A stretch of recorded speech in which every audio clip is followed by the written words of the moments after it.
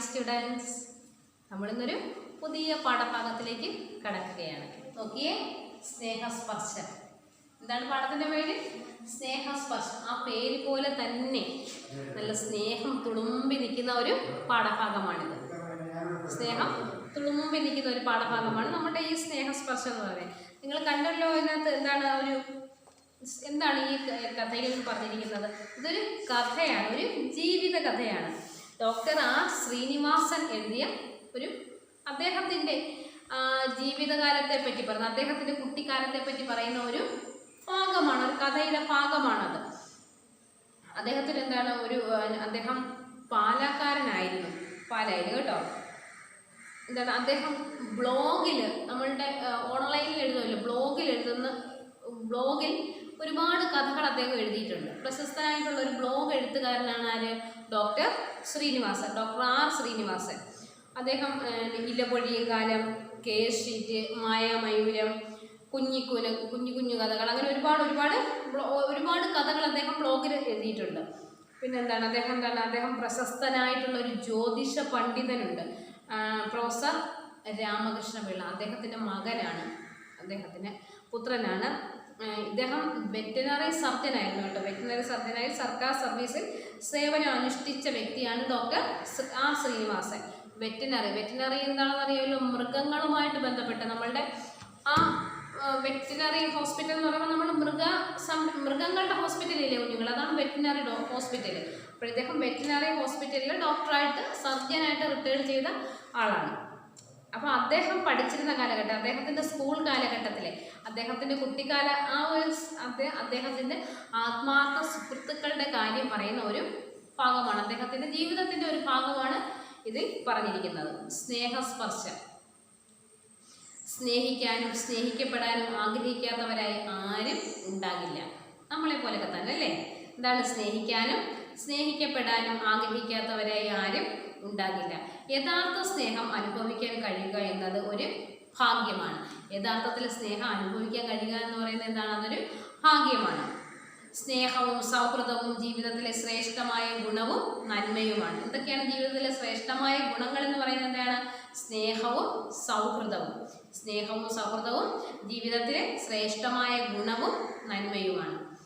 ഉദാത്തമായ സ്നേഹം നമ്മയെയും മറ്റുള്ളവരെയും നന്മയിലേക്ക് നയിക്കുന്നു. ഉദാത്തമായി ഉദാത്തം എന്ന് വെച്ചാൽ മറ്റൊന്നും പ്രതീക്ഷിക്കാതെ നമ്മൾ ചെയ്യുന്നൊരു പ്രവൃത്തി ഉണ്ടല്ലോ, ആ ഉദാത്തമായിട്ടുള്ള സ്നേഹം നമ്മളെയും മറ്റുള്ളവരെയും നന്മയിലേക്ക് നയിക്കുന്നു. നമ്മളെയും അതുപോലെ മറ്റുള്ളവരെയും എന്ത് ചെയ്യുന്നു? നന്മയിലേക്ക് നയിക്കുന്നു. ആത്യന്തികമായ സ്നേഹം ശാന്തിയും സന്തോഷവും വിജയവും സമ്മാനിക്കുന്നു. ആത്യന്തികമായിട്ടുള്ള സ്നേഹം എന്ന് പറയുന്നത് എന്തൊക്കെ നൽകുന്നു? അതിൽ നിന്നും ശാന്തിയും സന്തോഷവും വിജയവും സമ്മാനിക്കുന്നു. നമുക്ക് ശാന്തിയും മനസ്സമാധാനം, അതിൽ ശാന്തി എന്ന് പറയുന്നത് ശാന്തിയും സന്തോഷവും, പിന്നെ നമ്മുടെ ജീവിത വിജയവും നമുക്ക് സമ്മാനിക്കുന്നു. ഓക്കെ, നോക്കിക്കേ മക്കളെ, ഒന്നുകൂടെ ഒരു പാരഗ്രാഫ് നോക്കിക്കേ. സ്നേഹിക്കാനും സ്നേഹിക്കപ്പെടാനും ആഗ്രഹിക്കാത്തവരായി ആരും ഉണ്ടാകില്ല. യഥാർത്ഥ സ്നേഹം അനുഭവിക്കാൻ കഴിയുക എന്നത് ഒരു ഭാഗ്യമാണ്. സ്നേഹവും സൗഹൃദവും ജീവിതത്തിലെ ശ്രേഷ്ഠമായ ഗുണവും നന്മയുമാണ്. എന്താണ് സ്നേഹവും സൗഹൃദം എന്ന് പറയുന്നത്? എന്താണ്? ജീവിതത്തിലെ ശ്രേഷ്ഠമായിട്ടുള്ള ഗുണവും നന്മയുമാണ്. ഉദാത്തമായ സ്നേഹം നമ്മെയും മറ്റുള്ളവരെയും എന്തിലേക്ക് നയിക്കുന്നു? നന്മയിലേക്ക് നയിക്കുന്നു. ആത്യന്തികമായ സ്നേഹം ശാന്തിയും സന്തോഷവും വിജയവും സമ്മാനിക്കുന്നു. എന്ത് മനസ്സിലായി നിങ്ങൾക്ക് ഈ ഒരു പാരഗ്രാഫിൽ നിന്ന്? എന്താണ്? നല്ല ഒരു സ്നേഹം ഉണ്ടെങ്കിൽ മാത്രമേ നമുക്ക് നല്ല ഒരു സ്നേഹം, അതായത് അസൂയ കുശുമ്പ് അങ്ങനെയുള്ള കാര്യങ്ങളൊന്നും, സ്വാർത്ഥ താല്പര്യങ്ങളോ അങ്ങനെ ഒന്നും പാടില്ലാത്ത നല്ല ആത്മാർത്ഥമായിട്ടുള്ള സ്നേഹം. അതെവിടുന്ന് കിട്ടുന്നത്? നമുക്ക് നമ്മുടെ അച്ഛൻ്റെ അമ്മയുടെയും കയ്യിൽ നിന്ന് കിട്ടുന്നത് അങ്ങനൊരു സ്നേഹമാണ്. പിന്നെ ആരുടെ നിന്നാണ് കിട്ടുന്നത്?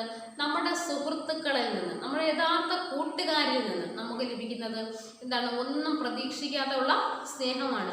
പ്രത്യേകിച്ച് ഏത് കാലഘട്ടത്തിൽ?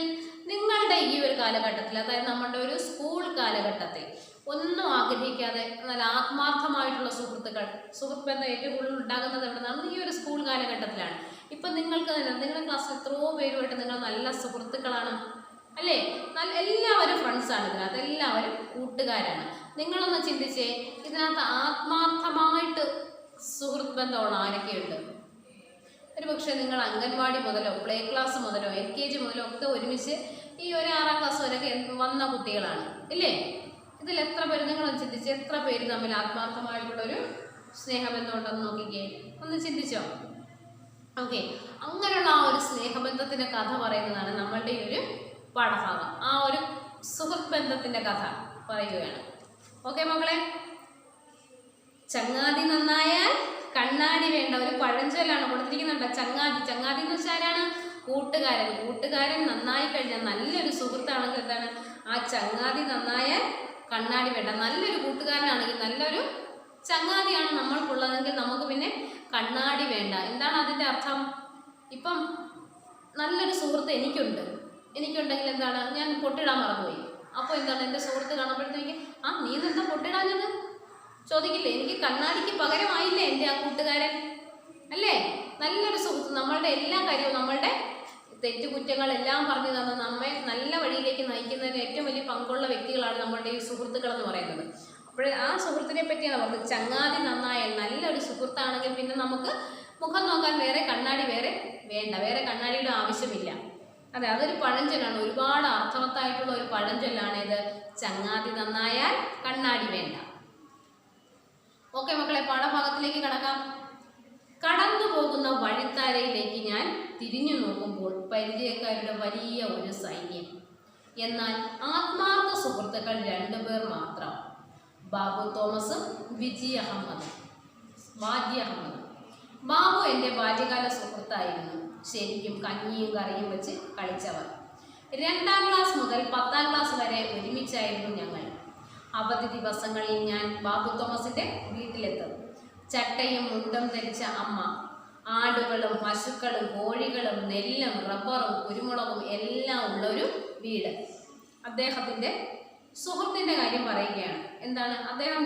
ഒന്ന് ചിന്തിച്ച്. കടന്നു പോകുന്ന വഴിത്താരകളിലേക്ക് ഞാൻ തിരിഞ്ഞു നോക്കുമ്പോൾ പരിചയക്കാരുടെ വലിയ ഒരു സൈന്യം. എന്താണ് പറയുന്നത്? ഞാനിപ്പോൾ നിൽക്കുന്ന ആ സ്ഥലത്ത് നിന്നും എൻ്റെ ജീവിതത്തിൽ തിരിഞ്ഞൊന്ന് നോക്കുമ്പോഴേക്ക് എന്താണ്, എല്ലാവരും പരിചയക്കാർ, ഒരുപാട് പരിചയക്കാരുണ്ട് കേട്ടോ. പരിചയക്കാരുടെ വലിയൊരു സൈന്യം, ഒരു സൈന്യത്തിൻ്റെ അത്രയുമുള്ള പരിചയക്കാർ എനിക്കുണ്ട്. എന്നാൽ ആത്മാർത്ഥ സുഹൃത്തുക്കൾ 2 പേർ മാത്രം. ഒരു സൈന്യത്തിൻ്റെ അത്രയുമുള്ള പരിചയക്കാരും കൂട്ടുകാരും എനിക്കുണ്ടെങ്കിൽ പോലും എന്താണ്, ആത്മാർത്ഥമായിട്ടുള്ള സുഹൃത്തുക്കൾ എത്ര പേരാണ്? 2 പേർ കണ്ടോ. 2 പേർ മാത്രമേ ഉള്ളൂ ആത്മാർത്ഥമായിട്ടുള്ള സുഹൃത്തുക്കൾ. ആരൊക്കെയാണത് നോക്കിക്കേ. ബാബു തോമസ്, ഒരാളുടെ പേരെന്താണ്? ബാബു തോമസും മറ്റേയാള് വാജി അഹമ്മദും. അടുത്ത ആളുടെ പേര് നോക്കിക്കേ, വാജി അഹമ്മദ്. ബാബു തോമസ് എന്നുള്ള പേര് കേട്ടിട്ട് നമുക്ക് ഏകദേശം ഒരു മലയാളിയാണെന്നൊക്കെ തോന്നുന്നുണ്ടല്ലേ? വാജി അഹമ്മദ് മലയാളിയാണോ?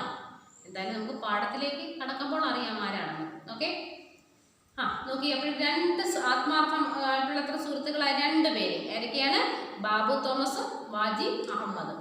ബാബു എൻ്റെ ബാല്യകാല സുഹൃത്തായിരുന്നു. അതിൽ ബാബു ആരാണ്? എൻ്റെ ബാല്യകാല സുഹൃത്തായിരുന്നു. ശരിക്കും കഞ്ഞിയും കറിയും വെച്ച് കളിച്ചവർ. ശരിക്കും ഞങ്ങൾ എന്താണ്, കുഞ്ഞുനാൾ മുതലേ കഞ്ഞിയും കറിയും വെച്ച് കളിച്ച് വളർന്നവരാണ് ആര്? ഈ ബാബു തോമസും നമ്മളുടെ ഈ പാഠം എഴുതിയത് ആരാണ്? ഡോക്ടർ ശ്രീനിവാസനാണ്. അദ്ദേഹം ആരാണെന്ന് പറഞ്ഞ് ബ്ലോഗിൽ അദ്ദേഹം വെറ്റിനറി സർജനാണ്. അദ്ദേഹം അതിനേക്കാൾ ഉപരി അദ്ദേഹം ബ്ലോഗിൽ ഒരുപാട് ചെറുകഥകൾ എഴുതുന്ന വ്യക്തിയാണ്. നോക്കിയ മക്കളെ, ശരിക്കും കഞ്ഞിയും കറിയും വെച്ച് കളിച്ചവർ. 2ാം ക്ലാസ് മുതൽ 10ാം ക്ലാസ് വരെ ഒരുമിച്ചായിരുന്നു ഞങ്ങൾ. ആരാണ്? ബാബു തോമസും ഈ കഥ എഴുതിയേക്കുന്ന കഥാകൃത്തായ ഡോക്ടർ ശ്രീനിവാസൻ.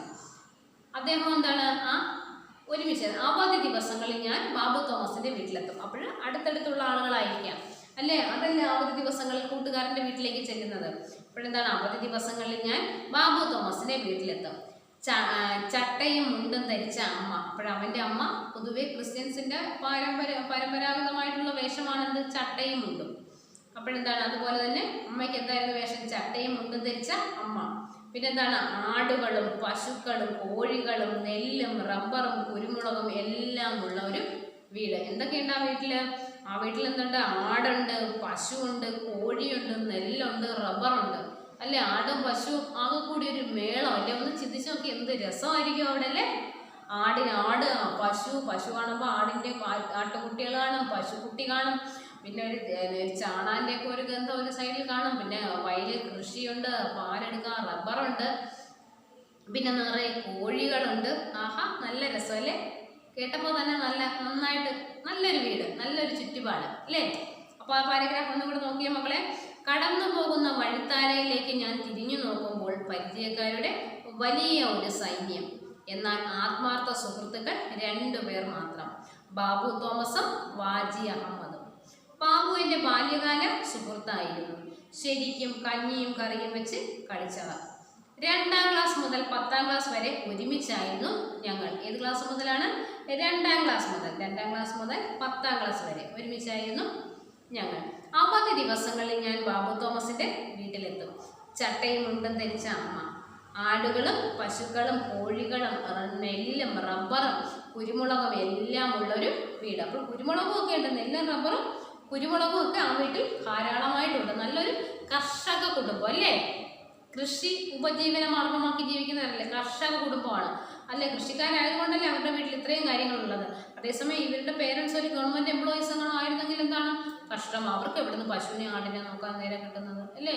പശുവിനെ ആടിനെ നോക്കാൻ നേരം കിട്ടത്തില്ല, വയലിൽ കൃഷിക്ക് നേരം കിട്ടത്തില്ല, റബ്ബർ വെട്ടുന്ന നോക്കാൻ നേരം കിട്ടത്തില്ല. അങ്ങ് കൂടി അങ്ങ് തിരക്കായി പോകുന്ന അവസ്ഥയാവും അല്ലേ? അപ്പോഴെന്താണ്, എന്തൊരു കുടുംബമാണ്? ഒരു കർഷക കുടുംബമാണ് അവരുടെ. ബാബു രസികനായിരുന്നു. ബാബു എന്താണ്? ഒരു രസികനായിരുന്നു, തമാശക്കാരനായിരുന്നു. അതാണ് രസികൻ എന്നുള്ള വാക്ക് ഉദ്ദേശിക്കുന്നത്. ചോറ് വേകുമ്പോൾ ചോറുകലത്തിൽ അമ്മ അറിയാതെ കോഴിമുട്ടകളിട്ട് പുഴുങ്ങി തിന്നുന്ന സൂത്രവിദ്യ എന്നെ പഠിപ്പിച്ചത് ബാബുവാണ്. കണ്ട കൊച്ചു കള്ളൻ, കണ്ടാ? തമാശക്കാരൻ രസികനൊക്കെ എന്ത് ചെയ്യുമായിരുന്നു? ചോറ് വേകുമ്പോൾ എന്താണ്, നമ്മളുടെ വീട്ടിൽ കലത്തിനകത്ത് ചോറ് തിളച്ചല്ലേ, അരി തിളച്ചല്ലേ ചോറ് വേകുന്നത്. അപ്പോഴെന്താണ്, ആ ചോറ് വേകുമ്പോൾ ചോറ് കലത്തിൽ അമ്മ അറിയാതെ കോഴിമുട്ടകളിട്ട് പുഴുങ്ങി തിന്നുന്ന സൂത്രവിദ്യ എന്നെ പഠിപ്പിച്ചതും ബാബുവാണ്. അപ്പോൾ ബാബുവിൻ്റെ വീട്ടിൽ ഒരുപാട് കോഴികളില്ലേ? അപ്പോൾ ദിവസവും ഇഷ്ടം പോലെ മുട്ട കാണും, കോഴിമുട്ടകൾ കാണും. അന്നേരം എന്താണ്, അമ്മ അറിയാതെ എന്ത് ചെയ്യും? 3-4 മുട്ട എടുത്ത് കഴുകി ഈ അരി തിളയ്ക്കുന്ന അടുപ്പിലേക്ക് അങ്ങിടും. അരി തിളയ്ക്കുന്ന അടുപ്പിലേക്ക് കോഴിമുട്ടകളിടും. അങ്ങനെ മുട്ടകളിട്ട് എന്ത് ചെയ്യും? മുട്ടകളിട്ട് പുഴുങ്ങും. അന്നേരം പുഴുങ്ങി കിട്ടത്തില്ലേ? അങ്ങനെ പുഴുങ്ങി ആരും അറിയാതെ മുട്ട തിന്നുന്ന പരിപാടി എന്തോ ആർക്കുണ്ട്? ഈ ബാബുവിനുണ്ട്. കണ്ടോ? പുഴുങ്ങി തിന്നുന്ന സൂത്രവിദ്യ എന്നെ പഠിപ്പിച്ചത് ബാബുവാണ്. എന്നെ അത് പഠിപ്പിച്ചതും ആരാണ്? ഈ ബാബുവാണ്, ഈ കൂട്ടുകാരനാണ്. അനിയന്മാർക്ക് കൊടുത്തില്ലെങ്കിലും എനിക്കായി ഒരു മുട്ട മാറ്റി വെക്കാൻ അവൻ ഒരിക്കലും മറന്നിരുന്നില്ല. അപ്പോഴെന്താണ്, അനിയന്മാർക്ക് ആ ഒരു മുട്ടയിൽ മുട്ട 3-4 ഒക്കെ ഇട്ട് പുഴുങ്ങുന്നല്ലേ? അപ്പോഴെന്താണ്, അവൻ ആവശ്യത്തിന് കഴിക്കും. പിന്നെ അനിയന്മാർക്ക് കൊടുത്തില്ലെങ്കിലും എന്താ, ഒരെണ്ണം എനിക്ക് വേണ്ടി അവിടെ മാറ്റി വച്ചിരിക്കും. ആർക്ക് വേണ്ടിയിട്ടാണ്? തൻ്റെ കൂട്ടുകാരനായിട്ടുള്ള ആ ശ്രീനിവാസിന് വേണ്ടിയിട്ട് ഒരെണ്ണം മാറ്റി വെക്കും. നോക്കിയേ മക്കളെ, ഒരു പാരഗ്രാഫ് നോക്കിയേ. ബാബു രസികനായിരുന്നു. ചോറ് വേകുമ്പോൾ ചോറുകലത്തിൽ അമ്മയറിയാതെ കോഴിമുട്ടകളിട്ട് പുഴുങ്ങി തിന്നുന്ന സൂത്രവിദ്യ എന്നെ പഠിപ്പിച്ചത് ബാബുവാണ്. അനിയന്മാർക്ക് കൊടുത്തില്ലെങ്കിലും എനിക്കായി ഒരു മുട്ട മാറ്റിവെക്കാൻ അവൻ ഒരിക്കലും മറന്നിരുന്നില്ല. എന്താണ്? അനിയന്മാർക്ക് കൊടുത്തില്ലെങ്കിലും എനിക്കായിട്ട് ഒരു മുട്ട മാറ്റിവെക്കാൻ അവൻ ഒരിക്കലും മറന്നിരുന്നില്ല. 4ൽ പഠിക്കുമ്പോൾ മലയാളം ക്ലാസ്സിൽ ദ്രോണരെയും ധ്രുവനെയും പറ്റി പഠിപ്പിച്ച ദിവസം ക്ലാസ് കഴിഞ്ഞ് പോകും വഴി ബാബു കരഞ്ഞു. ഒരുപാട് ചോദിച്ചപ്പോൾ കാര്യം പറഞ്ഞു. എന്താണ്? 4ാം ക്ലാസ്സിൽ പഠിക്കുന്ന സമയത്ത് 4ാം ക്ലാസ്സിലെ മലയാളം ക്ലാസ്സിൽ വെച്ച് ദ്രോണരെയും ധ്രുവനെയും പറ്റി പഠിപ്പിച്ച ദിവസം ക്ലാസ് കഴിഞ്ഞ് പോകും വഴി ബാബു കരഞ്ഞു. ഒരുപാട് ചോദിച്ചപ്പോൾ കാര്യം പറഞ്ഞു. ദ്രോണരും ധ്രുവരും ഒക്കെ നമ്മുടെ പുരാണങ്ങളിലുള്ള കഥാപാത്രങ്ങളല്ലേ? അപ്പോൾ അവരെ പറ്റി പഠിപ്പിച്ച ഒരു ദിവസം എന്ത് ചെയ്തു? ബാബു ഒരുപാട് കരഞ്ഞു. വീട്ടിലൊക്കെ പോകുന്ന വഴിക്ക് നമുക്ക് കരഞ്ഞുകൊണ്ട് പോകുക കേട്ടോ. ഒരുപാട് ചോദിച്ചപ്പോൾ മാത്രം എന്തിനാ കരയുന്നതെന്ന് പറഞ്ഞു. ഞാൻ നമ്മുടെ കാര്യം ആലോചിക്കുകയായിരുന്നു. എന്താണ്? കൂട്ടുകാരനോട് പറയാണ്, ഞാൻ നമ്മുടെ കാര്യം ആലോചിക്കുകയായിരുന്നു. അവർ ഗുരുകുലത്തിൽ കഴിഞ്ഞതുപോലെയല്ലേ നമ്മളും. അവരെന്താണ്? അവരെവിടായിരുന്നു താമസിച്ച് പഠിച്ചത്? ഗുരുകുലത്തിലായിരുന്നു താമസിച്ച് പഠിച്ചത്. ഗുരുവിൻ്റെ വീട്ടിലായിരുന്നു അവർ താമസിച്ച് പഠിച്ചത്. അവർ ഗുരുകുലത്തിൽ കഴിഞ്ഞതുപോലല്ലേ നമ്മളും അല്ലേ? അവരാ ഗുരുകുലത്തിൽ ഒരുമിച്ച് കൂട്ടുകാരായിട്ട് ജീവിക്കുന്നത് പോലെ തന്നെ അല്ലേ നമ്മളും. വർഷങ്ങൾ കഴിയുമ്പോൾ ഞാൻ 10ാം ക്ലാസ്സിൽ തോക്കും, നിങ്ങളൊക്കെ ജയിക്കും. പിന്നീട് എവിടെയെങ്കിലും വെച്ച് കണ്ടുമുട്ടുന്നത് ഇതുപോലെ ആയിരിക്കുമോ? കഷ്ടം. അവൻ ചിന്തിച്ചത് കണ്ടില്ലേ? എന്താണ്? ഇപ്പോൾ നമ്മൾ ഗുരുകുലത്തിൽ കഴിയുന്നത് പോലൊക്കെയാണ് കഴിയുന്നതെങ്കിലും പിന്നെന്താണ്, വർഷങ്ങൾ കഴിയുമ്പോഴേക്കും ഞാൻ 10ാം ക്ലാസ്സിൽ തോൽക്കും, ഞാൻ 10ാം ക്ലാസ്സിൽ തോറ്റു പോത്തേരോ ഉള്ളടാ. കൂട്ടുകാരന് പറയണം, ആരാണ്? ബാബു. ഞാൻ 10ാം ക്ലാസ്സിൽ തോൽക്കും. നിങ്ങളൊക്കെ ജയിക്കും. നിങ്ങളെല്ലാവരും 10ാം ക്ലാസ് ജയിക്കും. പിന്നീട് എവിടെയെങ്കിലും വെച്ച് കണ്ടുമുട്ടുന്നത് ഇതുപോലെ ആയിരിക്കുമോ? പിന്നീട് എവിടെയെങ്കിലും വെച്ച് കണ്ടുമുട്ടുന്നത് ഇതുപോലെ ആയിരിക്കും. നമുക്കുള്ള ഈ ഒരു സ്നേഹബന്ധം ഇത് ഇപ്പോൾ ഉള്ളതുപോലെ തന്നെ തുടരാൻ വേണ്ടിയാണ് പറ്റുമോ? അങ്ങനെ എങ്ങനെയാണ് എവിടെയെങ്കിലും വെച്ച് കണ്ടുമുട്ടുന്നത് ഇതുപോലെ ആയിരിക്കുമോ? അതായിരുന്നു എൻ്റെ സുഹൃത്ത് ബാബു. കണ്ടോ, അവ അതിനെപ്പറ്റിയൊക്കെ ഓർത്തിപ്പോഴേ കരഞ്ഞുകൊണ്ട് നടക്കുകയാണ്. അതായിരുന്നു എൻ്റെ സുഹൃത്ത് ബാബു. ഒന്ന് നോക്കിയാൽ മക്കളെ പാരഗ്രാഫ്. 4ൽ പഠിക്കുമ്പോൾ മലയാളം ക്ലാസ്സിൽ ദ്രോണരെയും ധ്രുവനെയും പറ്റി പഠിച്ച ദിവസം ക്ലാസ് കഴിഞ്ഞ് പോകും വഴി ബാബു കരഞ്ഞു. ഒരുപാട് ചോദിച്ചപ്പോൾ കാര്യം പറഞ്ഞു. ഞാൻ നമ്മുടെ കാര്യം ആലോചിക്കുകയായിരുന്നു. അവർ ഗുരുകുലത്തിൽ കഴിഞ്ഞതുപോലെയല്ലേ നമ്മളും. വർഷങ്ങൾ കഴിയുമ്പോൾ ഞാൻ 10ാം ക്ലാസ്സിൽ തോൽക്കും. നിങ്ങളൊക്കെ ജയിക്കും. പിന്നീട് എവിടെയെങ്കിലും വെച്ച് കണ്ടുമുട്ടുന്നത് ഇതുപോലെ ആയിരിക്കുമോ? അതായിരുന്നു എൻ്റെ സുഹൃത്ത് ബാബു. നോക്കിയേ ബാക്കി. 5ാം ക്ലാസ്സിൽ എനിക്കായിരുന്നു 1ാം സ്ഥാനം. കേട്ടോ, 5ാം ക്ലാസ്സിൽ ആർക്കായിരുന്നു? ശ്രീനിവാസനായിരുന്നു 1ാം സ്ഥാനം. 6ാം ക്ലാസ്സിൽ ഒരു പുതിയ കുട്ടി വന്നു, മോഹനൻ.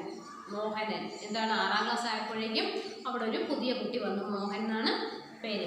ഓണം പരീക്ഷയിൽ 1ാം സ്ഥാനം അവനായിരുന്നു. ഉച്ചയ്ക്ക് ഊണ് കഴിഞ്ഞ ഉടനെ ബാബു എന്നെ വിളിച്ചു. അവനൊരു രഹസ്യം പറയാനുണ്ടായിരുന്നു. അപ്പോഴെന്തായിരുന്നു, 5ാം ക്ലാസ് വരെ ആരായിരുന്നു ക്ലാസ് ഫസ്റ്റ്?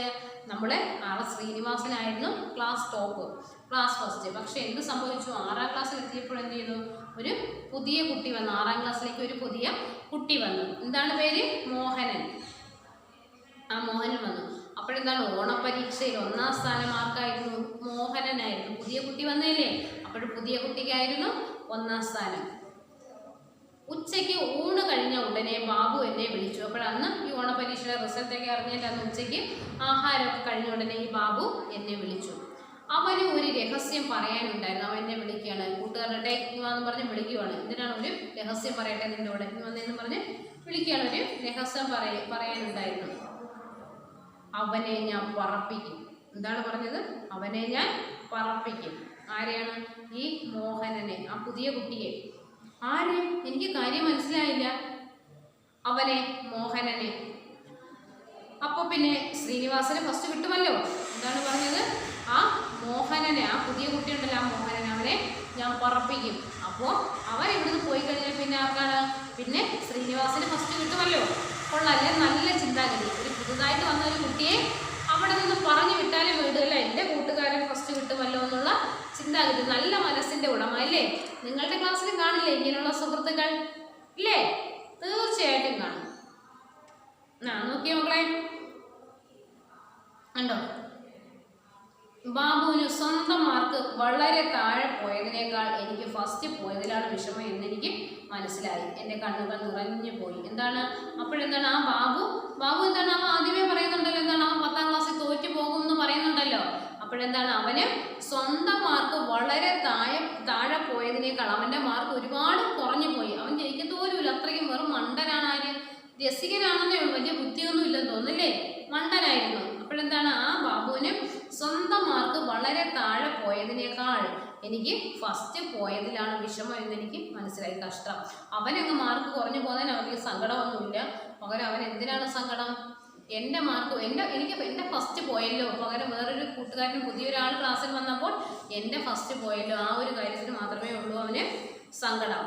കണ്ടോ, എൻ്റെ ഫസ്റ്റ് പോയതിലാണ് വിഷമം എന്നെനിക്ക് മനസ്സിലായി.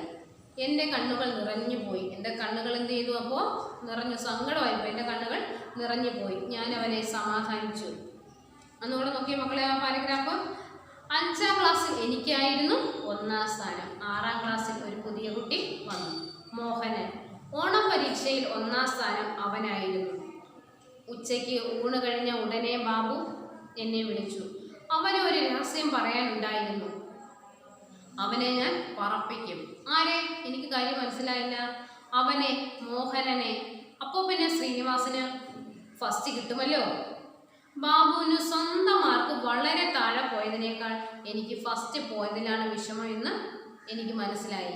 എൻ്റെ കണ്ണുകൾ നിറഞ്ഞുപോയി. എൻ്റെ കണ്ണുകൾ അത് പാവം, അവൻ്റെ ആ ഒരു ആത്മാർത്ഥത, അവൻ്റെ ആത്മാർത്ഥ സ്നേഹമോർത്ത് എൻ്റെ കണ്ണുകൾ എന്ത് ചെയ്തു? നിറഞ്ഞുപോയി. ഞാൻ അവനെ സമാധാനിപ്പിച്ചു. ഞാൻ എന്ത് ചെയ്തു? അവനെ സമാധാനിക്കുന്നു, വിഷമിക്കണ്ട, അതിന് പരിഹാരം ഉണ്ടാക്കാന്നൊക്കെ പറഞ്ഞിട്ട് ഞാൻ അവനെ സമാധാനിപ്പിച്ചു. തൽക്കാലം ഒന്നും വേണ്ട, ക്രിസ്മസ് പരീക്ഷയ്ക്ക് ഞാൻ ഫസ്റ്റ് വാങ്ങിക്കൊള്ളാം. തൽക്കാലത്തേക്ക് നീ ഒന്നും ചെയ്യണ്ട, അതൊന്നും വേണ്ട. തൽക്കാലം എന്താണ്, ഞാൻ ക്രിസ്മസ് പരീക്ഷയ്ക്ക്, ഓണപരീക്ഷ കഴിഞ്ഞിട്ട് പിന്നെ എന്ത് പരീക്ഷയാണ് അടുത്തത്? ക്രിസ്മസ് പരീക്ഷ. ആ ക്രിസ്മസ് പരീക്ഷയ്ക്ക് ഞാൻ ഫസ്റ്റ് വാങ്ങിക്കൊള്ളാം. മനസ്സില്ലാ മനസ്സോടെ സമ്മതിപ്പിച്ചപ്പോഴും ബാബു ഒന്ന് തീർത്തു പറഞ്ഞു. എന്താണ് മനസ്സില്ലാ മനസ്സോടെ സമ്മതിച്ചപ്പോഴും അവനൊരു വലിയ മനസ്സൊന്നും വന്നില്ല. മനസ്സില്ലാ മനസ്സോടെ അവൻ ഇങ്ങനെ ഇരിക്കുവാണെങ്കിൽ അവൻ ഓണപരീക്ഷയ്ക്ക് അവന് മാർക്ക് കിട്ടിയില്ല, പോട്ടെ, അടുത്ത ക്രിസ്മസ് പരീക്ഷയ്ക്ക് മാർക്ക് വാങ്ങിക്കാന്നുള്ള ഒരു ചിന്ത. അപ്പോഴെന്താണ് പറയുന്നത്? ആ മനസ്സില്ലാ മനസ്സോടെ സമ്മതിച്ചപ്പോഴും ബാബു ഒന്ന് തീർത്തു പറഞ്ഞു. അപ്പോഴേക്കും എന്താണ്, ബാബു ഒന്ന് ഒരു കാര്യം തീർത്തു പറഞ്ഞു. ഇനി ക്രിസ്മസ് പരീക്ഷയ്ക്ക് അവൻ ഈ പരിപാടി കാണിച്ചാൽ ഞാൻ ക്ഷമിക്കില്ല. അന്ന് തടസ്സം പറയാനൊന്നും വന്നേക്കരുത്. എന്താണ് പറയുന്നത്? ഇനി ക്രിസ്മസ് പരീക്ഷയ്ക്ക് അവൻ ഈ പരിപാടി കാണിച്ചാൽ, എന്താണ്, അവൻ മിടുക്കനായിട്ട് പഠിച്ച് ഫുൾ മാർക്ക് വാങ്ങിച്ചാൽ, അതാണ് അവൻ ഈ പരിപാടി കാണിച്ചാൽ എന്ന് പറയുന്നത് കേട്ടോ. ഇനി ക്രിസ്മസ് പരീക്ഷയ്ക്ക് അവൻ ഈ പരിപാടി കാണിച്ചാൽ ഞാൻ ക്ഷമിക്കില്ല. അവൻ ഇനി ഈ പരിപാടി കാണിച്ചു കഴിഞ്ഞാൽ ഞാൻ ക്ഷമിക്കില്ല. അന്ന് തടസ്സം പറയാനൊന്നും വന്നേക്കരുത്. അന്നത്തെ ദിവസം ഇനി തടസ്സം പറഞ്ഞുകൊണ്ടൊന്നും എൻ്റെ അടുത്തോട്ട് വന്നേക്കരുത് കേട്ടോ. അതുകൊണ്ട് എന്താണ്, അവനെ ഞാൻ പറപ്പിച്ച് കളയും. അതുകൊണ്ട് എന്താണ്, അവൻ ക്രിസ്മസ് പരീക്ഷയ്ക്ക് മാർക്ക് കൂടുതൽ വാങ്ങിച്ചു കഴിഞ്ഞാൽ ഒന്നും നോക്കത്തില്ല എന്നൊക്കെ പറഞ്ഞ് ഭീഷണിപ്പെടുത്തുവാണ് കേട്ടോ. നോക്കിയേ മക്കളെ, എന്താണ്, ഞാൻ അവനെ സമാധാനിപ്പിച്ചു. തൽക്കാലം ഒന്നും വേണ്ട, ക്രിസ്മസ് പരീക്ഷയ്ക്ക് ഞാൻ ഫസ്റ്റ് വാങ്ങിക്കൊള്ളാം. മനസ്സില്ലാ മനസ്സോടെ സമ്മതിച്ചപ്പോഴും ബാബു ഒന്ന് തീർത്തു പറഞ്ഞു. ഇനി ക്രിസ്മസ് പരീക്ഷയ്ക്ക് അവൻ ഈ പരിപാടി കാണിച്ചാൽ ഞാൻ ക്ഷമിക്കില്ല. അന്ന് തടസ്സം പറയാനൊന്നും വന്നേക്കരുത്. ഒരിക്കൽ 7ാം ക്ലാസ്സിൽ വെച്ച് ഒരു പുസ്തകം കൊണ്ടുവരാത്തതിന് ടീച്ചർ എന്നെ ക്ലാസ്സിൽ നിന്ന് പുറത്തിറക്കി നിർത്തി. എന്താണ്, പിന്നീട് ഒരിക്കൽ എന്ത് ചെയ്തു? 7ാം ക്ലാസ്സിൽ വെച്ച് ഒരു പുസ്തകം കൊണ്ടുവരാത്തതിന് ടീച്ചർ എന്നെ ക്ലാസ്സിൽ നിന്ന് പുറത്തിറക്കി നിർത്തി. സ്വാഭാവികമായിട്ടും ഇപ്പം നിങ്ങളെയാണെങ്കിൽ തന്നെ പുസ്തകം കൊണ്ടുവന്നതിന് തന്നെ ക്ലാസ്സിൽ പുറത്തിറക്കി നിർത്തത്തില്ലേ?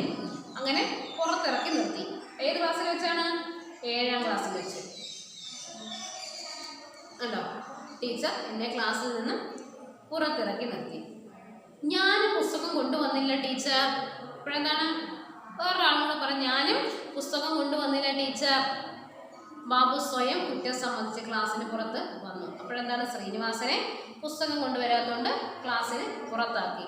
അപ്പോഴെന്ത് ചെയ്തു? പുറകിൽ നിന്ന് വേറൊരു ശബ്ദം, ഞാനും പുസ്തകം കൊണ്ടുവന്നില്ല ടീച്ചർ എന്നൊരു ശബ്ദം കേട്ടു അല്ലേ? അപ്പോൾ നോക്കുമ്പോൾ ആരായിരുന്നു അത്? നമ്മുടെ ബാബു ആയിരുന്നു. അപ്പോഴെന്ത് ചെയ്തു? ബാബു സ്വയം കുറ്റം സമ്മതിച്ച് ക്ലാസ്സിന് പുറത്ത് വന്നു. എനിക്ക് അത്ഭുതം തോന്നി.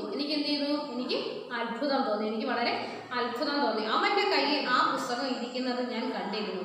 അപ്പോഴെന്താണ്, അവൻ്റെ കയ്യിൽ ആ പുസ്തകം, ഞാൻ കൊണ്ടുവരാത്ത പുസ്തകം അവൻ്റെ കയ്യിൽ ഇരിക്കുന്നത് ഞാൻ കണ്ടിരുന്നു.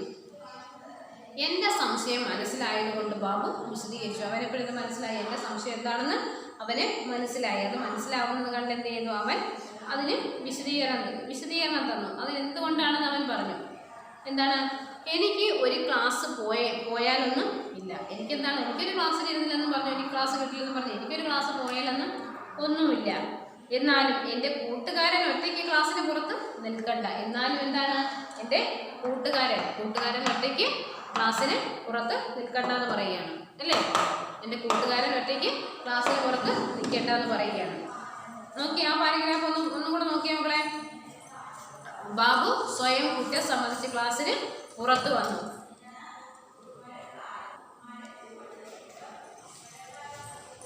നോക്കിയേ, ബാബു സ്വയം കുറ്റം സമ്മതിച്ച് ക്ലാസ്സിന് പുറത്ത് വന്നു. എനിക്ക് അത്ഭുതം തോന്നി. അവൻ്റെ കയ്യിൽ ആ പുസ്തകം ഇരിക്കുന്നത് ഞാൻ കണ്ടിരുന്നു. എൻ്റെ സംശയം മനസ്സിലായതുകൊണ്ട് ബാബു വിശദീകരിച്ചു. എനിക്കൊരു ക്ലാസ് പോയാൽ ഒന്നുമില്ല. എന്നാലും എൻ്റെ കൂട്ടുകാരൻ ഒറ്റയ്ക്ക് ക്ലാസ്സിന് പുറത്ത് നിൽക്കണ്ട. നോക്കിയേ, അപ്പോഴെന്താണ്, ആ കൂട്ടുകാരൻ സ്വയം കുറ്റം സംബന്ധിച്ച് ക്ലാസ്സിന് പുറത്തിറങ്ങി. അവനെന്താണ്, എനിക്കൊരു ക്ലാസ് പോയെന്നും പറഞ്ഞ് എനിക്ക് പ്രത്യേകിച്ച് കുഴപ്പമൊന്നുമില്ല. എനിക്കൊരു ക്ലാസ് പോയെന്നും പറഞ്ഞ് എനിക്ക് വിഷയമൊന്നുമില്ല. പക്ഷേ എൻ്റെ കൂട്ടുകാരൻ ഒറ്റയ്ക്ക് ക്ലാസ്സിന് പുറത്ത് നിൽക്കുന്നത് എനിക്ക് സങ്കടമുള്ള കാര്യമാണ് അല്ലേ? നല്ല ആത്മാർത്ഥമായിട്ടുള്ള കൂട്ടുകാരൻ ഉണ്ടോ? ഞങ്ങളുടെ വീടിൻ്റെ അടുത്തുള്ള പൊതുമരാമത്ത് വകുപ്പിൻ്റെ ഓഫീസിന് മുന്നിൽ ഒരു റോഡ് റോളർ കിടന്നിരുന്നു. റോഡ് റോളർ എന്താണെന്ന് അറിയാമല്ലോ മക്കളെ, നമ്മളുടെ റോഡ് ടാർ ചെയ്യുമ്പോൾ അത് കഴിഞ്ഞിട്ട് ഇങ്ങനെ വെട്ടിക്കൊണ്ട് പോകുന്നൊരു വണ്ടി ഉണ്ടല്ലോ, റോഡ് റോളർ, അതെല്ലാം നിരപ്പാകാൻ വേണ്ടിയിട്ട് ചെയ്യുന്ന സംഭവം. എന്താണ്, ആ വീടിൻ്റെ അടുത്തുള്ള പൊതുമരാമത്ത് വകുപ്പിൻ്റെ ഓഫീസിന് മുന്നിൽ ഒരു റോഡ് റോളർ കിടന്നിരുന്നു. ആ പൊതുമരാമത്ത് വകുപ്പ് ഓഫീസിന് മുമ്പിൽ എന്ത് കിടന്നിരുന്നു? ഒരു റോഡ് റോളർ കിടന്നിരുന്നു. ഒരു ദിവസം ഞങ്ങൾ അവിടെ ചെന്നപ്പോൾ അതിന് ചുറ്റും ഒരാൾക്കൂട്ടം. ഒരു ദിവസം എന്താണ്, ഞങ്ങൾ അവിടെ ചെന്നപ്പോഴേക്കും അതിന് ചുറ്റും, ആ റോഡ് റോളറിന് ചുറ്റും ഒരു ആൾക്കൂട്ടം. അപ്പോഴെന്താണ്, ഒരു ദിവസം ഇവർ ചെന്നപ്പോഴേക്കും ആ റോഡ് റോളറിൻ്റെ അടുത്ത് എന്താണ്, ഒരു ആൾക്കൂട്ടം. ആ യന്ത്രത്തിന് എന്തോ തകരാർ, ആ യന്ത്രത്തിന് എന്തോ ഒരു പ്രശ്നം, അത് എന്തോ ഒരു തകരാറ്. റിപ്പയർ ചെയ്യാൻ ഡ്രൈവർ എത്ര ശ്രമിച്ചിട്ടും പറ്റുന്നില്ല. അതൊന്ന് റിപ്പയർ ചെയ്തെടുക്കണമെന്ന് വെച്ചിട്ട് ആ ഡ്രൈവർ എത്ര ശ്രമിച്ചിട്ടും അത് പറ്റുന്നില്ല. എന്തോ ഒരു ഒത്തിരി പ്രശ്നമായിപ്പോയി, അത് പണിയാൻ പറ്റുന്നില്ല.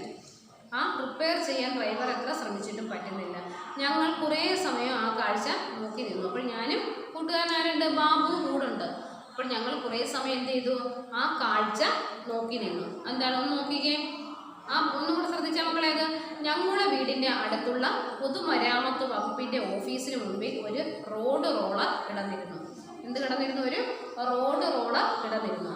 ഒരു ദിവസം ഞങ്ങൾ അവിടെ ചെന്നപ്പോൾ അതിന് ചുറ്റും ഒരാൾക്കൂട്ടം. ഒരു ദിവസം എന്താണ്, ഞങ്ങൾ അവിടെ ചെന്നപ്പോഴേക്കും അതിന് ചുറ്റും എന്താണ്, ഒരു ആൾക്കൂട്ടം. ആ യന്ത്രത്തിന് എന്തോ തകരാർ. റിപ്പയർ ചെയ്യാൻ ഡ്രൈവർ എത്ര ശ്രമിച്ചിട്ടും പറ്റുന്നില്ല. ഞങ്ങൾ കുറേ സമയം ആ കാഴ്ച നോക്കി നിന്നു. അപ്പോഴെന്താണ്, വീടിനടുത്തുള്ള പൊതുമരാമത്ത് വകുപ്പ്, ഈ റോഡ് പണിയൊക്കെ നടത്തുന്നത് പൊതുമരാമത്ത് വകുപ്പല്ലേ. അപ്പോൾ ആ പൊതുമരാമത്ത് വകുപ്പിൻ്റെ ഓഫീസിന് മുമ്പിൽ ഒരു റോഡ് റോളർ ഉണ്ടായിരുന്നു. അപ്പോൾ ഒരു ദിവസം ഡ്രൈവർ വന്നത് സ്റ്റാർട്ട് ചെയ്യാൻ നോക്കിയിട്ട് എന്താണത്, സ്റ്റാർട്ട് ആകുന്നില്ല. എന്തോ കുഴപ്പമുണ്ട്, എന്തോ റിപ്പയർ ചെയ്യാനെല്ലാം നോക്കിയിട്ട് പോലും അത് ശരിയാവുന്നില്ല. ഞങ്ങൾ കുറേ നേരം ആ കാഴ്ച നോക്കി നിന്നു. അവസാനം ബാബു ചെന്ന് എഞ്ചിനുള്ളിലേക്ക് വിരൽ ചൂണ്ടിട്ട്, അവസാനം എന്ത് ചെയ്തു, നമ്മൾ നോക്കി നിന്നിട്ട് അവസാനം ബാബു ചെന്നിട്ട് എന്ത് ചെയ്തു, ആ എഞ്ചിനകത്തേക്ക് വിരൽ ചൂണ്ടിയിട്ടു. ചേട്ടാ, ഇവിടെ ഒരു സ്പ്രിങ്ങിൻ്റെ കുറവില്ലേ? എന്താണ് ചോദിക്കുന്നത്? ചേട്ടാ, ഇവിടെ ഒരു സ്പ്രിങ്ങിൻ്റെ കുറവില്ലേ? ഡ്രൈവർക്ക് അപ്പോഴാണ് കാര്യം മനസ്സിലായത്. അയാൾ സ്പ്രിങ് കൊണ്ടുവന്ന് പിടിപ്പിച്ച് റോളർ സ്റ്റാർട്ട് ചെയ്തു. അപ്പോഴെന്ത് ചെയ്യണം, ഈ ഒരു ചോദ്യം എന്താണ്, ചേട്ടാ അവിടെ ഒരു സ്പ്രിങ്ങിൻ്റെ കുറവുണ്ടല്ലോ. അപ്പോൾ ഡ്രൈവർ ആവുന്നത്ര നോക്കുന്നു, അത് സ്റ്റാർട്ട് ആവുന്നില്ല. അങ്ങനെ ഇരുന്നപ്പോഴാണ് ഈ ബാബു ചെന്ന് ചോദിക്കുന്നത്, ചേട്ടാ ഇവിടെ ഒരു സ്പ്രിങ്ങിൻ്റെ കുറവില്ലേ? ഡ്രൈവർക്ക് അപ്പോഴാണ് കാര്യം മനസ്സിലായത്. അയാൾ സ്പ്രിങ് കൊണ്ടുവന്ന് പിടിപ്പിച്ച് റോളർ സ്റ്റാർട്ട് ചെയ്തു. ആ സ്പ്രിങ് അയാൾ കൊണ്ടുവന്ന് പിടിപ്പിച്ചിട്ട് ആ റോളർ സ്റ്റാർട്ട് ചെയ്തു.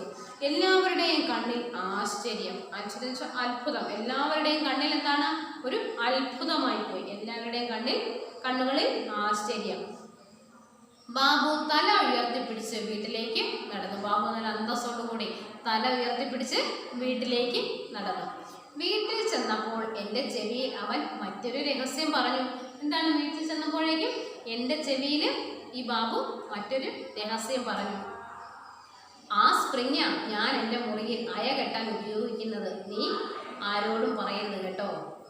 എന്താണ് ആ സ്പ്രിങ്, എന്താണ് ആ വണ്ടിയിൽ അതിൻ്റെ എഞ്ചിനടുത്തിരുന്ന സ്പ്രിങ് എന്ത് ചെയ്തു, ഈ ബാബു എടുത്തോണ്ടോന്ന് എന്ത് ചെയ്തിരിക്കുകയാണ്, അവൻ്റെ റൂമിൽ അയ കെട്ടാൻ വേണ്ടി, അശ കെട്ടാൻ, നമ്മൾ തുണി ഇടാൻ വേണ്ടിയുള്ള അശയില്ലേ, ആ അയ കെട്ടാൻ വേണ്ടിയിട്ട് ഉപയോഗിക്കുന്നത്. ആ അയ കെട്ടാൻ വേണ്ടി അവിടുത്തെ സ്പ്രിങ്ങാണ് ഇവൻ എടുത്തുകൊണ്ടുവന്ന് കെട്ടിയിരിക്കുന്നത്. അതുകൊണ്ടാണ് അത് സ്റ്റാർട്ട് ആവാത്തത്. അവസാനം അതുകൊണ്ടാണ് ഇവൻ എടുത്തുകൊണ്ട് വന്നെന്ന് പറയാൻ പറ്റത്തില്ലല്ലോ. അതുകൊണ്ടാണ് ചോദിക്കുന്നത്, ചേട്ടാ ഇവിടെ ഒരു സ്പ്രിങ്ങിൻ്റെ കുറവില്ലെന്ന് ചോദിക്കുകയും ഡ്രൈവർ ഒരു സ്പ്രിങ് കൊണ്ടുവന്ന് അത് സ്റ്റാർട്ട് ചെയ്യുകയും ചെയ്തത്. അപ്പോൾ ഇവൻ അത്രയ്ക്കും മെക്കാനിക്കാണെന്ന് എല്ലാവരും കണ്ടത് ഇവന് ഭയങ്കര അഭിമാനമായി പോയി. പക്ഷെ വീട്ടിൽ ചെന്നപ്പോൾ രഹസ്യമായിട്ട് കൂട്ടുകാരനോട് പറഞ്ഞു, സ്പ്രിങ് കൊണ്ടുവന്നാണ് ഞാൻ ഈ അയ കെട്ടിയിരിക്കുന്നതെന്നുള്ള കാര്യം പറഞ്ഞു. നീ ഇനി ആരോടും പറയരുതെന്നും കൂട്ടുകാരനോട് പറഞ്ഞു. കാലം ഒരുപാട് കടന്നുപോയി. അങ്ങനെ എന്താണ്, ഒരുപാട് കാലങ്ങളൊക്കെ കടന്നുപോയി. പറഞ്ഞതുപോലെ ബാബു 10ാം ക്ലാസ്സിൽ തോറ്റു. പറഞ്ഞതുപോലെ നമ്മൾ പറഞ്ഞു വന്നതുപോലെ എന്താണ്, ബാബു എന്തോ ചെയ്തു, അന്നേ പറയുന്നുണ്ടല്ലോ, എന്താണ്, ഞാൻ 10ാം ക്ലാസ്സിൽ തോറ്റു എന്ന് പറയുന്നില്ലേ. അപ്പോഴെന്താണ്, പറഞ്ഞതുപോലെ ബാബു 10ാം ക്ലാസ്സിൽ തോറ്റു. ഞാൻ ജയിച്ചു. ഞാൻ എന്ത് ചെയ്തു, ഞാൻ ജയിച്ചു. ഞാൻ കോളേജിൽ പോയപ്പോൾ ബാബു ഒരു ബാങ്കിൽ അറ്റൻഡറായി കയറി. എന്നിട്ട് എന്താണ്, ഞാൻ സ്കൂൾ കഴിഞ്ഞിട്ട് ഞാൻ പിന്നെ എന്ത് ചെയ്തത്, ഞാൻ കോളേജിൽ പോയ സമയത്ത് എന്താണ്, ബാബു ഒരു ബാങ്കിൽ അറ്റൻഡറായിട്ട് കയറി. ആ 10ാം ക്ലാസ് തോറ്റ ആള് അന്നൊക്കെ ആ ഒരു കാലത്തൊക്കെ പറ്റുമായിരുന്നു. എന്താണ്, 10ാം ക്ലാസ് വരെ എത്തി കഴിഞ്ഞാൽ തന്നെ ജോലി കിട്ടുന്ന അവസ്ഥയായിരുന്നു. അപ്പോഴത്തെ എന്താണ്, ബാങ്കിൽ അറ്റൻഡറായിട്ട് കയറി. ഇന്ന് അയാൾ ആ ബാങ്കിൽ ക്ലറിക്കൽ പോസ്റ്റിലാണ്. ഇന്നെന്താണ് അദ്ദേഹം, ആ ബാബു ആ ബാങ്കിന്റെ ക്ലറിക്കൽ പോസ്റ്റിൽ വർക്ക് ചെയ്യുകയാണ്. നല്ല ശമ്പളത്തോടു കൂടി സുഖമായി കഴിയുന്നു. ഇപ്പോഴെന്താണ്, നല്ല ശമ്പളത്തോടു കൂടി ബാബു സുഖമായിട്ട് കഴിയുന്നു. ഞങ്ങൾ ദ്രോണരും ധ്രുവനും ആയില്ല. എന്താണ്, ഞങ്ങൾ ദ്രോണരും ധ്രുവനും ഒന്നും ആയില്ല. ഇപ്പോഴും നല്ല സൗഹൃദം പങ്കുവയ്ക്കുന്നു. ഇപ്പോഴും ഞങ്ങൾ തമ്മിൽ എന്താണ്, നല്ല സുഹൃത്തുക്കളായിട്ട് ജീവിക്കുന്നു. മനസ്സിലായി? ഇപ്പോഴും അദ്ദേഹത്തിന്റെ ജീവിതത്തിലെ 2 സുഹൃത്തുക്കൾ എന്ന് പറഞ്ഞ ഒരു സുഹൃത്തിന്റെ കഥയാണ് ഈ പറഞ്ഞത്. എന്താണ്, ബാബു തോമസ്. അദ്ദേഹത്തിന്റെ എന്താണ്, സുഹൃത്തിന്റെ പേര് ബാബു തോമസ്. ഒന്നും കൂടെ ശ്രദ്ധിച്ചേ മക്കൾ, അത്രയൊന്നും വായിക്കണം, ഒന്നും കൂടെ ശ്രദ്ധിച്ചേ. കടന്നു പോകുന്ന വഴിത്താരകളിലേക്ക് ഞാൻ തിരിഞ്ഞു നോക്കുമ്പോൾ പരിചയക്കാരുടെ വലിയ ഒരു സൈന്യം. എന്നാൽ ആത്മാർത്ഥ സുഹൃത്തുക്കൾ 2 പേർ മാത്രം, ബാബു തോമസും വാജി അഹമ്മദും. ബാബു എൻ്റെ ബാല്യകാല സുഹൃത്തായിരുന്നു. ശരിക്കും കഞ്ഞിയും കറിയും വെച്ച് കളിച്ചവർ. 2ാം ക്ലാസ് മുതൽ 10ാം ക്ലാസ് വരെ ഒരുമിച്ചായിരുന്നു ഞങ്ങൾ. അവധി ദിവസങ്ങളിൽ ഞങ്ങൾ ബാബു തോമസിന്റെ വീട്ടിലെത്തും. ഞങ്ങളല്ല മക്കളെ, ഞാൻ അവധി ദിവസങ്ങളിൽ ഞാൻ ബാബു തോമസിന്റെ വീട്ടിലെത്തും. ചട്ടയും മുണ്ടും ധരിച്ച അമ്മ, ആടുകളും പശുക്കളും കോഴികളും നെല്ലും റബ്ബറും കുരുമുളകും എല്ലാം ഉള്ള ഒരു വീട്. ബാബു രസികനായിരുന്നു. ചോറ് വേകുമ്പോൾ ചോറ് കലത്തിൽ അമ്മയറിയാതെ കോഴിമുട്ടകളിട്ട് പുഴുങ്ങി തിന്നുന്ന സൂത്രവിദ്യ എന്നെ പഠിപ്പിച്ചത് ബാബുവാണ്. അനിയന്മാർക്ക് കൊടുത്തില്ലെങ്കിലും എനിക്കായി ഒരു മുട്ട മാറ്റിവെക്കാൻ അവൻ ഒരിക്കലും മറന്നിരുന്നില്ല. 4ൽ പഠിക്കുമ്പോൾ മലയാളം ക്ലാസ്സിൽ ദ്രോണരെയും ധ്രുവനെയും പറ്റി പഠിപ്പിച്ച ദിവസം ക്ലാസ് കഴിഞ്ഞു പോകും വഴി ബാബു കരഞ്ഞു. ഒരുപാട് ചോദിച്ചപ്പോൾ കാര്യം പറഞ്ഞു. ഞാൻ നമ്മുടെ കാര്യം ആലോചിക്കുകയായിരുന്നു. അവർ ഗുരുകുലത്തിൽ കഴിഞ്ഞ പോലെയല്ലേ നമ്മളും. വർഷങ്ങൾ കഴിയുമ്പോൾ ഞാൻ 10ാം ക്ലാസ്സിൽ തോൽക്കും, നിങ്ങളൊക്കെ ജയിക്കും. പിന്നീട് എവിടെയെങ്കിലും വെച്ച് കണ്ടുമുട്ടുന്നത് ഇതുപോലെ ആയിരിക്കുമോ? അതായിരുന്നു എൻ്റെ സുഹൃത്ത് ബാബു. 5ാം ക്ലാസ്സിൽ എനിക്കായിരുന്നു 1ാം സ്ഥാനം. 6ാം ക്ലാസ്സിൽ ഒരു പുതിയ കുട്ടി വന്നു, മോഹനൻ. ഓണപരീക്ഷയിൽ 1ാം സ്ഥാനം അവനായിരുന്നു. ഉച്ചയ്ക്ക് ഊണ് കഴിഞ്ഞ ഉടനെ ബാബു എന്നെ വിളിച്ചു. അവനൊരു രഹസ്യം പറയാനുണ്ടായിരുന്നു. അവനെ ഞാൻ പറപ്പിക്കും. ആരെ? എനിക്ക് കാര്യം മനസ്സിലായില്ല. അവനെ, മോഹനനെ. അപ്പോൾ പിന്നെ ശ്രീനിവാസന് ഫസ്റ്റ് കിട്ടുമല്ലോ. ബാബുവിന് സ്വന്തം മാർക്ക് വളരെ താഴെ പോയതിനേക്കാൾ എനിക്ക് ഫസ്റ്റ് പോയതിലാണ് വിഷമം എന്നെനിക്ക് മനസ്സിലായി. എൻ്റെ കണ്ണുകൾ നിറഞ്ഞുപോയി. ഞാൻ അവനെ സമാധാനിപ്പിച്ചു. തൽക്കാലം ഒന്നും വേണ്ട, ക്രിസ്മസ് പരീക്ഷയ്ക്ക് ഞാൻ ഫസ്റ്റ് വാങ്ങിക്കൊള്ളാം. മനസ്സില്ലാ മനസ്സോടെ സമ്മതിച്ചപ്പോഴും ബാബു ഒന്ന് തീർത്തു പറഞ്ഞിരുന്നു. ഇനി ക്രിസ്മസ് പരീക്ഷയ്ക്ക് അവൻ ഈ പരിപാടി കാണിച്ചാൽ ഞാൻ ക്ഷമിക്കില്ല. അന്ന് തടസ്സം പറയാനൊന്നും വന്നേക്കരുത്. ഒരിക്കൽ 7ാം ക്ലാസ്സിൽ വെച്ച് ഒരു പുസ്തകം കൊണ്ടുവരാത്തതിന് ടീച്ചർ എന്നെ ക്ലാസ്സിന് വെളിയിൽ നിർത്തി, ക്ലാസ്സിൽ നിന്നും പുറത്തിറക്കി നിർത്തി. ഞാനും പുസ്തകം കൊണ്ടുവന്നില്ല ടീച്ചർ. ബാബു സ്വയം എഴുന്നേറ്റ് കുറ്റം സമ്മതിച്ച് ക്ലാസ്സിന് പുറത്തു വന്നു. എനിക്ക് അത്ഭുതം തോന്നി. അവൻ്റെ കയ്യിൽ ആ പുസ്തകം ഇരിക്കുന്നത് ഞാൻ കണ്ടിരുന്നു. എൻ്റെ സംശയം മനസ്സിലാക്കിയത് കൊണ്ട് ബാബു വിശദീകരിച്ചു. എനിക്ക് ഒരു ക്ലാസ് പോയാലൊന്നുമില്ല. എന്നാലും എൻ്റെ കൂട്ടുകാരൻ ഒറ്റയ്ക്ക് ക്ലാസ്സിന് പുറത്ത് നിൽക്കണ്ട. ഞങ്ങളുടെ വീടിൻ്റെ അടുത്തുള്ള പൊതുമരാമത്ത് വകുപ്പിൻ്റെ ഓഫീസിന് മുന്നിൽ ഒരു റോഡ് റോളർ കിടന്നിരുന്നു. ഒരു ദിവസം ഞങ്ങൾ അവിടെ ചെന്നപ്പോൾ അതിനു ചുറ്റും ഒരാൾക്കൂട്ടം. ആ യന്ത്രത്തിന് എന്തോ തകരാർ. റിപ്പയർ ചെയ്യാൻ ഡ്രൈവർ എത്ര ശ്രമിച്ചിട്ടും പറ്റുന്നില്ല. ഞങ്ങൾ കുറേ സമയം ആ കാഴ്ച നോക്കിയിരുന്നു. അവസാനം ബാബു ചെന്ന് എഞ്ചിനിലേക്ക് വിരൽ ചൂണ്ടി. ചേട്ടാ, ഇവിടെ ഒരു സ്പ്രിങ്ങിൻ്റെ കുറവില്ലേ? ഡ്രൈവർ അപ്പോഴാണ് കാര്യം മനസ്സിലായത്. അയാൾ സ്പ്രിങ് കൊണ്ടുവന്ന് പിടിപ്പിച്ച് റോഡ് റോളർ സ്റ്റാർട്ട് ചെയ്തു. എല്ലാവരുടെയും കണ്ണിൽ ആശ്ചര്യം. ബാബു തല ഉയർത്തിപ്പിടിച്ച് വീട്ടിലേക്ക് നടന്നു. വീട്ടിൽ ചെന്നപ്പോൾ എൻ്റെ ചെവിയിൽ അവൻ മറ്റൊരു രഹസ്യം പറഞ്ഞു. ആ സ്പ്രിങ് ഞാൻ എൻ്റെ മുറിയിൽ അയകെട്ടാൻ ഉപയോഗിക്കുന്നത്. നീ ആരോടും പറയരുത് കേട്ടോ. കാലം ഒരുപാട് കടന്നുപോയി. പറഞ്ഞതുപോലെ ബാബു 10ാം ക്ലാസ്സിൽ തോറ്റു. ഞാൻ ജയിച്ചു. ഞാൻ കോളേജിൽ പോയപ്പോൾ ബാബു ഒരു ബാങ്കിൽ അറ്റൻഡറായി കയറി. ഇന്ന് അയാൾ ആ ബാങ്കിൽ ക്ലറിക്കൽ പോസ്റ്റിലാണ്. നല്ല ശമ്പളത്തോടുകൂടി സുഖമായി കഴിയുന്നു. ഞങ്ങൾ ദ്രോണരും ധ്രുവനുമല്ല. ഇപ്പോഴും നല്ല സൗഹൃദം പങ്കുവയ്ക്കുന്നു. അപ്പോൾ അദ്ദേഹത്തിൻ്റെ ഒരു കൂട്ടുകാരൻ്റെ കഥയാണ് ഈ പറഞ്ഞു തന്നത്. എല്ലാവരും നന്നായിട്ട് വായിച്ചു നോക്കുക പുസ്തകം. നോട്ട്സ് എല്ലാം നല്ല നീറ്റായിട്ട് കിട്ടുന്ന മുറയ്ക്ക്, എല്ലാ സബ്ജക്റ്റും കിട്ടുന്നത് മുറയ്ക്ക് എഴുതി സൂക്ഷിക്കണം കേട്ടോ. നല്ല നീറ്റായിട്ട് വൃത്തിയായിട്ട് എഴുതണം. ഞാൻ നിങ്ങളെ ഫോൺ വിളിക്കും, നിങ്ങളെ കൊണ്ട് നിങ്ങൾ വായിക്കുന്നത് ഞാൻ കേൾക്കും. അതുകൊണ്ട് നന്നായിട്ട് വായിച്ച് പഠിക്കണം എല്ലാവരും. ഓക്കെ മക്കളെ, അപ്പോൾ നമുക്ക് ഇനി അടുത്ത ക്ലാസ്സിൽ കാണാം. Okay, by.